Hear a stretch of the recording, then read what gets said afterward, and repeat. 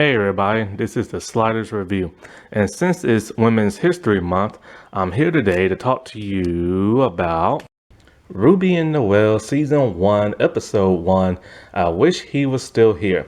So, Ruby and Noel is a show I discovered about, a week, maybe 2 weeks ago. See, I was on the BYU TV app, and I was about to watch the Parker Anderson show, because I still haven't watched that yet, except for one episode, and of course the Amelia show.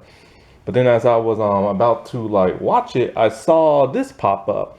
I'm all like Ruby and the Well, and I saw this interesting picture. I'm just like, well, what is this show about? So I read the description, and it was like, oh, okay, a wishing well and magic and stuff like that. I'm like, neat. I love magic shows. Plus, I need something to distract me from the craziness that's going on in the real world right now. And so this show, even though I've only watched the first episode, I haven't watched the rest yet. It's a nice, pleasant, feel-good show. It reminds me of those old school 80s, 90s feel-good movies, those adventure movies, where it's you'll have say a young cast, a young character, and they're in search of something like treasure, finding themselves,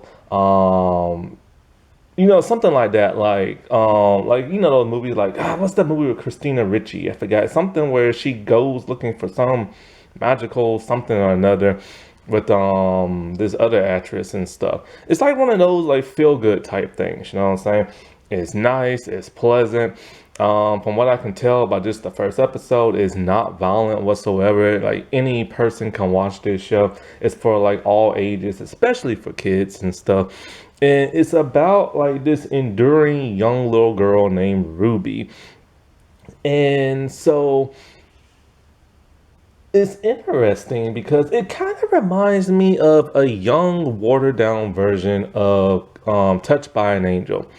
It's about one person who is selfless and does all she can to help complete strangers.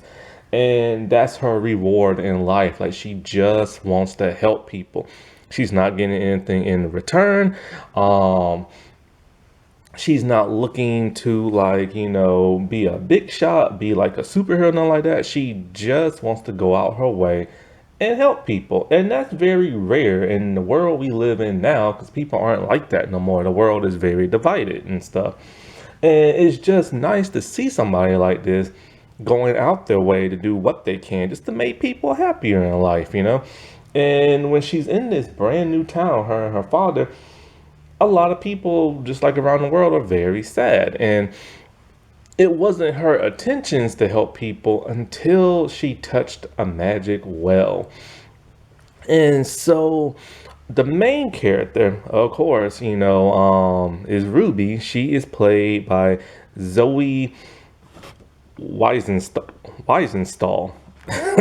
My bad. Weisenstall. And so her father, they inherit an apple orchard farm from a deceased relative. I think it might be a great uncle or great grandfather, something like that. And so it's a run down house that really needs a lot of fixing up in. But it's all there. So, that's cheap. And so they're new in town. It's kind of like an old hick kind of town, not much is there. Pretty much one of those things where everybody knows everybody and everybody knows everybody's business type town. Now, I will say the filming location of this, the actual town doesn't look real. When they're in the city part, which they can call a city, the main attraction, if you will, that looks like it's on a Hollywood set. And chances are, because of the what virus, it probably is. Now, the actual orchid, farmhouse type place, that looks real and stuff. So, they're trying to adjust to their new life and everything. And all of a sudden, she just goes out and she is wandering around and she sees a well. She touches it. This is what really caught my interest, because I was just kind of what is this show about? And should I watch it? You know what I'm saying? Because I need something with some oomph to it, you know what I'm saying? Some little edginess to it. And then all of a sudden, she touches the well, and this weird thing happens. A huge gust of wind blows her hair, and like everything around her illuminates in this like glowing yellow light. And it's like really cool and everything. I like that effect. It's subtle, it's not too flashy. It gets the point like across. And then she starts seeing like all these images, right? And the image is that of a black woman with, I think she has something in her hand, and she's making a wish and everything. And so you can't hear what's really going on, but you can see like little flashes here and there as they're bopping around.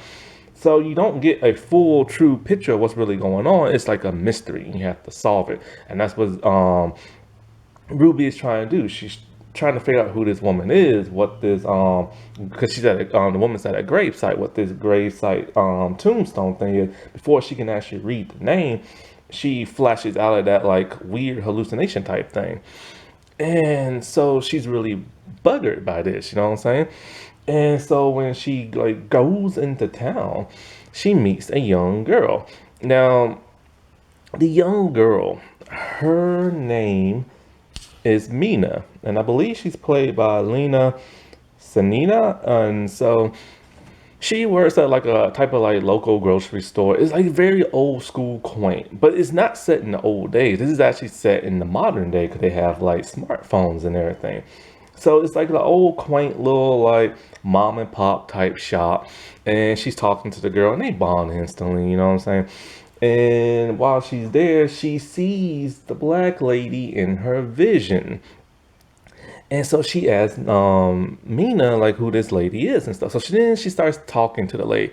Now the lady's name is geez, what's her name? Something Taggart. Jeez, I forgot her name. It might be Emily, I think. Yeah, Emily Taggart. And so she sees this woman, and she knows this woman was making a wish, and she was at a grave. And then so she suspects that okay, maybe this woman is trying to bring somebody back from like the dead and everything. So she starts talking to that lady. But she kind of freaks this lady out and everything, talking about I saw you like in a vision and stuff. And so the lady's like all freaked out and don't really want nothing to do with her. But then after doing some like sleuthing and like some little investigating, she realized that this woman lost her husband in a very bad car wreck. And so Ruby assumes, okay, maybe this woman is trying to bring her husband back from like the dead and stuff. And so Ruby is now like on this like mission and everything. She makes it a point of herself to like, go on this little mission, not to bring the man back to life, but kind of just be there for like the lady, like, you know what I'm saying? So like while all that's going on, her dad, I believe his name is Daniel O'Reilly, because that's their names, like O'Reilly. When they okay, by the way, this whole orchard thing and the person they inherited from, he's a little eccentric from what like this guy named Ben Taggart told him. And so her dad is a very nice guy, a little too nice and stuff like that. Cause like okay, he hears a car engine like starting up, and it's a guy on his property named Ben, and Ben is in the car. There's a lot of stuff on the property, right? And so like and then Ben's all kind of like, oh, I guess you're wondering, like what I'm doing on your property and stuff. He's like, well, this is my car, and I'm just trying to get it started so I can head on out. And her dad is just kind of like, just believes it. Like, okay, dude, this dude is trespassing on your property. He is in a car that is on your property. For all you know, it could have been a car that belonged to the dude you inherited the house from. But then you know what he does? He offers to help fix the car. What? The dude's all like, oh no, I just gotta get like a part in town. Oh, let me give you some money for the part. What? You don't do that. A complete stranger. The dude is trespassing on your yard and you're literally offering him money and everything. He's just a little too nice. Like that don't happen in real life. But about this Ben person, there's something weird about him. Like you can tell something sketchy and everything. And then we find out later on what that is. Now, at some point in time, Mina and Ruby, they're in the house and they're wandering around and they start hearing noises. Now, by this time, she's already told her about the vision in the well. So now I'm thinking, oh, wait, there's some kind of weird paranormal thing going on. Is Mrs. Taggart, like, husband, like, haunting the house possibly? No, it's Ben. He broke into the house and is living in the attic. And he said, he's been living there for a while. So what the world is going on with Ben, you wonder? And yet they're all nice to this dude. I'm just like, Daniel, look, man, you have a daughter. You're living by yourself. You're in a strange part of town you ain't never been in before. A man has trespassed on your property. A man has broken into your house and living there. Why are you still being nice to this man? Call the police, or at least turn into a Power Rangers and whoop on this man. Oh, so anyways, Ruby and Mina, they're hanging out and they're introduced to this new dude, and I think his name could be Sam. I hope that's not the actor's name. Yeah, Sam, and he's played by Dalen Kingswell. And so Sam, they're talking. He's a nice guy, just like Mina. They're very pleasant, very nice. But then here's the strange thing about Sam. Sam has a heart condition.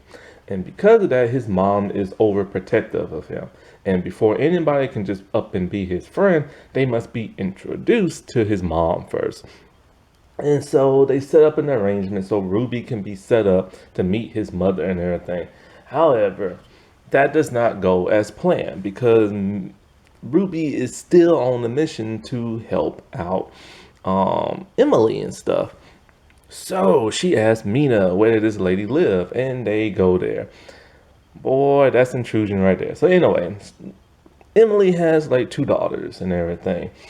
And so as they're talking, Ruby starts bringing up like more about the, I know about your dead husband and this and that. This upsets Emily even more. And she wants Ruby to like just leave. This upsets Mina. Mina's like, I'm a good girl. Everybody knows that. And now people are gonna think I'm hanging out with the weird girl who's all up in everybody's business and stuff. And so, long story short, after some more investigation stuff happens, Ruby finds out that from the local mechanic dude that Emily Taggart, husband, he has a son that's not related to Emily. She is the stepmother of Ben. Ben, see, the car that was in their yard was the father's car that was in that wreck. And so Ben is just, this is the strange thing about Ben. He looks older. He doesn't look like a teenager. He looks like he could be in college. But for whatever reason, he's upset about like his father dying. He wants to leave. He doesn't want nothing to do with Emily or his little sisters because he feel like Emily is trying to like replace his mother. So he just wants to get that car fixed and head on out of town and just be like a rebel and everything. And so,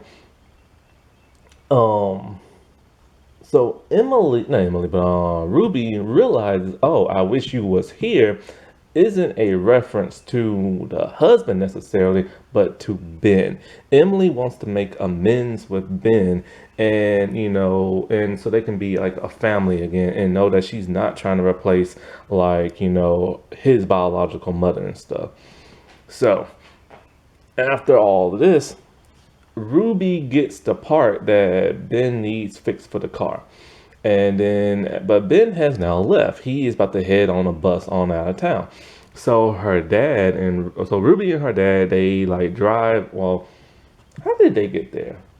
Oh, that's it. They got the car fixed and they drove in Ben's dad's car and they meet Ben. He's all happy and thrilled. They fixed the car. They tell him to stay. He doesn't want to stay. He hightails it out of there after they gave him his car. Left them stranded to walk miles and miles back home. I told you he was shady. But then something interesting happens. He decides to have a change of heart and he comes back. And so he decides to give them a lift back to their house, and then a miracle happened. He decides he's going to meet with Emily, and they're gonna reconcile and everything.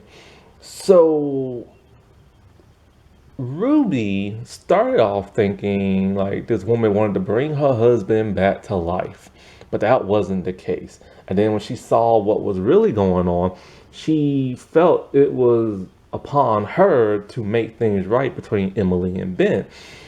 And so that's kind of, I'm assuming, what this show is all about, is that like she touches the well and she sees these visions, and then she tries to help these people out, and things are not always what they seem. But then something interesting happens towards the end of the episode. She goes out back to the well again and she touches it, and instead of in a vision, instead something weird and magical happens. Her name gets engraved on the well and says she is the owner of the well. So this is kind of interesting. Now, what does this mean? Was the person she inherited from, was he like owner of the well as well? Why does the well does what it does? You know what I'm saying? And so, like I said before, it's a nice, pleasant show. I am kind of curious, and I will watch it. This is an hour-long show, so it's probably gonna take me a while because I don't feel like binging it. And also, I need some oomph into like the show. You know what I'm saying? Like I need a little edginess and everything. Because it's, like I said, it's a very pleasant, very, very nice show. Like I guess you could call it like, it's not necessarily G-rated, PG probably, you know what I'm saying? Like it's very, very tame and everything. It's very safe. Like anybody can watch it. Happy Women's History Month, everybody. All right, I'll talk to you later. Bye.